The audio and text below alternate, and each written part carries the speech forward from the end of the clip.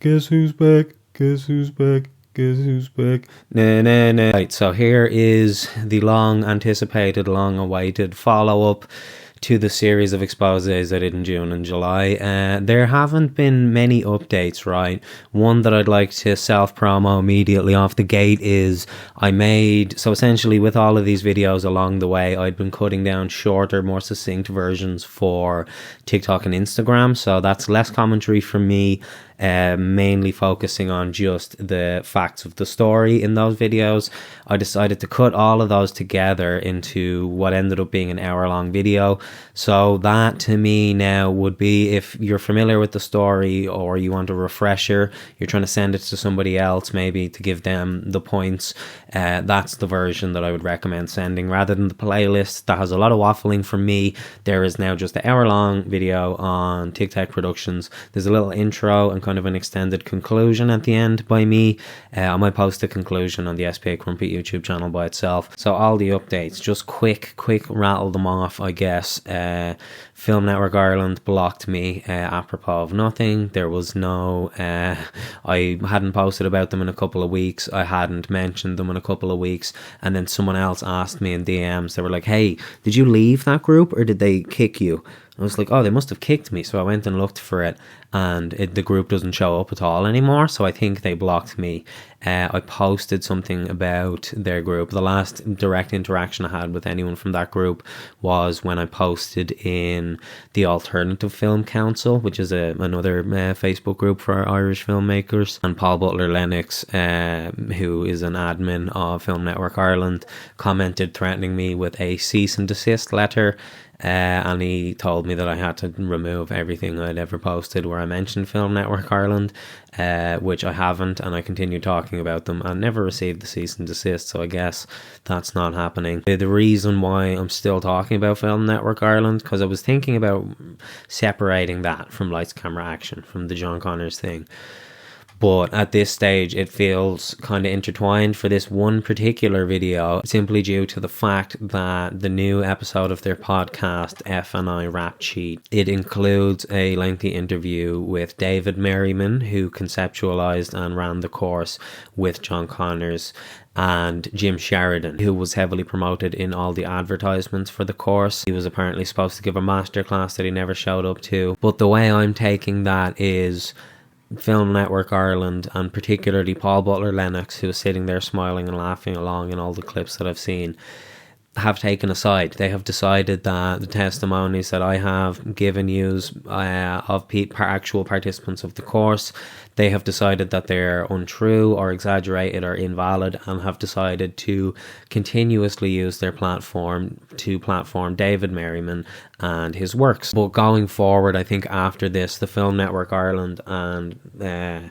John Connors, David Merriman thing, I'm going to separate. I also did a video reacting to the trailer. I'm not sure if that is the film that they worked on in season 1 of the course, but it says it's directed by David Merriman and Jim Sheridan, and it stars John Connors, so I thought it was relevant to review that. I guess the only direct, one, update on the film course would be I checked that voice note from the young fella who kept saying it was very tough. I assumed that he wouldn't be happy when I told him that. I was like, yo, I'm basically just going to use where you said it was tough out of your whole voice note where you were defending the course. And he was like, yeah, no, it was tough. You can definitely use that quote. He also wanted me to tell you that he believed that John and David were going into the course with good intentions. Whether or not they were actualized, this is a part that I'm extrapolating now, he didn't say this part, but whether or not they were actualized is questionable, and unsure whether or not the good intentions stayed the whole way through. But this particular guy felt as though the two course leaders went into this with the best of intentions. So I still have the number of someone that I could talk to about this course. Essentially, I have the impression now personally that isn't going to be a very useful lead. I have the impression that they could possibly be inaccurate or otherwise defending the inappropriate actions towards women. So that's just my impression of who I got that number off of and my conversation with them. See, they had done, the dude who gave me that number had done a hell of a lot of trying to downplay the sexual harassment on the course. So he gave me the number for this guy. So it's like, I don't know, I'm not really entirely interested in listening to someone try and defend stuff that I think is deplorable. I sent a friend request to someone who I think was on the course. I'm pretty sure they were on the course. So I sent them a friend request and they accepted it. So I sent them a voice note then this morning just saying, yo, I think I recognize you from a thing. Do you have any statement to give? ?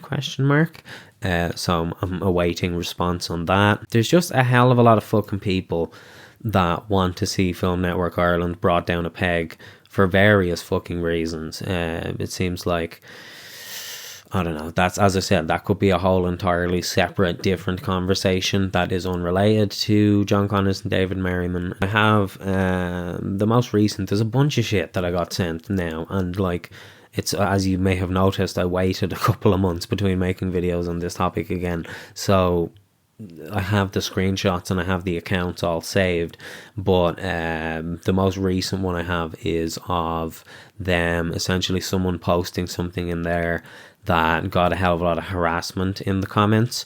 And when he received a direct message from Film Network Ireland saying that the post had to be edited, when it didn't, due to the rules that they were invoking to say that this post needs to be changed.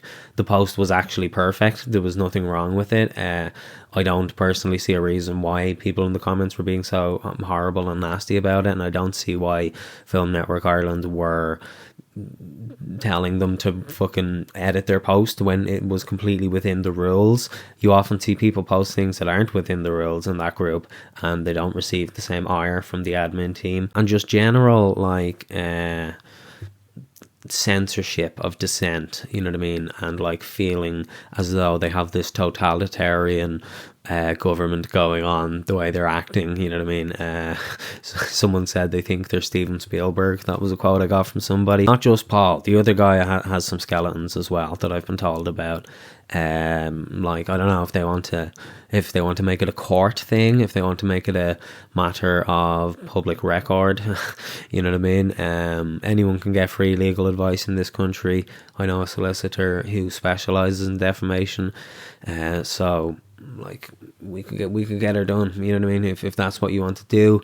My intention now would be that if you see anything to do with David Merriman or John Connors or Film Network Ireland, you question it. You have alarm bells go off in your head and you think about whether or not this is something that you want to engage in, this is something that you want to spend time or money or effort or attention on, right? That's my intention here now. It's not to try and take money out of their pockets. It's not to try and defame or harass or bully these people. It is essentially to give the public opinion that this particular film group and this particular production team, this director, this actor, are not to be trusted based on their previous actions. Yes, that's it.